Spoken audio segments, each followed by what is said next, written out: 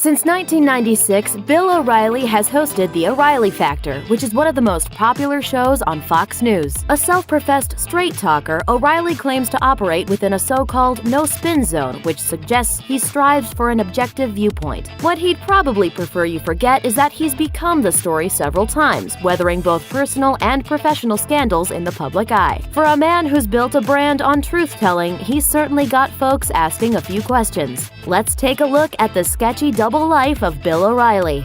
Media bias and milkshakes? One of Bill O'Reilly's favorite talking points is to slam the mainstream media for not being objective. In one example of his disgust with modern journalism, O'Reilly ranted on his show about how unbelievable it was that Rachel Maddow hugged 2016 Democratic presidential candidates Bernie Sanders and Hillary Clinton after moderating a debate between them, saying, "We're living in an age where you say journalism. Many of the press entities aren't that anymore. They're not. They're just not. They're in another business. There's another business model." Yet O'Reilly's personal relationship with Donald Trump never seemed to give him any pause. After tape of Trump's crude conversation with Billy Bush went public, grab him by the I could do anything. O'Reilly called it just crude guy talk. O'Reilly and Trump are such BFFs, they even have a running gag about the number of vanilla milkshakes O'Reilly has bought for Trump. O'Reilly even went so far as to leverage Trump's milkshake debt in an attempt to convince Trump to appear on the Fox News Republican debate he was boycotting at the time. You do me a favor. Look, Bill, you owe me because I bought you so many vanilla milkshakes. I bought you so many vanilla milkshakes. You owe me. Will you just? While the mental image of O'Reilly and Trump drinking one milkshake with two straws is objectively adorable, isn't that exactly the kind of ethical dilemma O'Reilly was slamming Rachel Maddow for?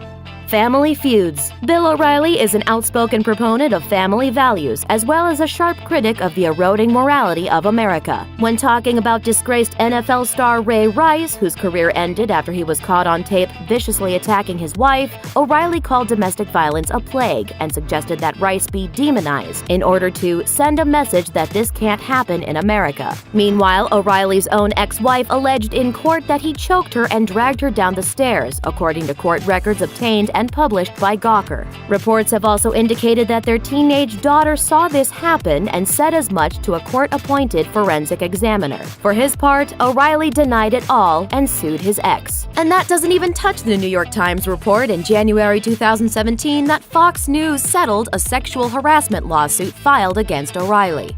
Do as I say, not as I do. Weirdly, O'Reilly collaborated with James Patterson on a kid's book called Give Please a Chance. It's aimed at reintroducing manners to young children. O'Reilly explained, quote, "James and I believe we can bring that civility and compassion back into the world." End quote. Hey, that's pretty nice. Of course, it'd be even nicer if O'Reilly could follow his own advice and be both civil and compassionate to the people he works with. Observe. Hold it, because now I'm getting teed off of you. Give me one damn program he said he cut. He has cut entitlements. He has cut not entitlements. One program. What do you want to yell at? The federal government should be in there. This is so far out of control. They took over New Orleans. I don't know why you're yelling at me. I'm not yelling at you. I'm yelling in general. And of course, who could forget this classic clip of Bill treating his co-workers with respect and kindness? We'll do it live. It. Do it live. I'll write it and we'll do it live. Thing sucks. And these aren't isolated incidents either. O'Reilly is known for his aggressive nature and combative stance toward guests with opposing viewpoints, who he often yells at and interrupts. It's undeniably great entertainment if you're into reliving uncomfortable Thanksgiving table political discussions with your opinionated uncle, but he's probably not the best example for children on how to be polite.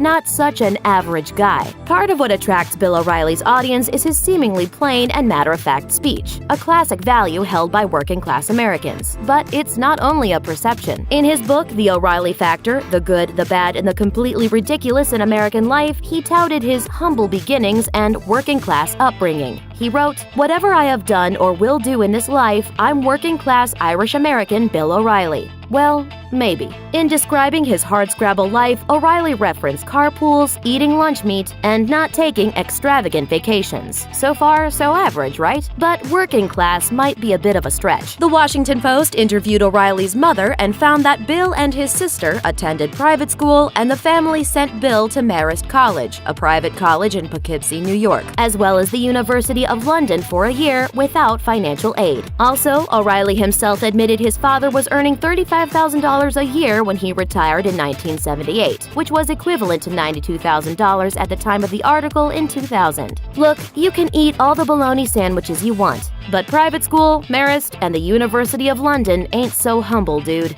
Thanks for watching. Click the Nicki Swift icon to subscribe to our YouTube channel. Plus, check out all this cool stuff we know you'll love too.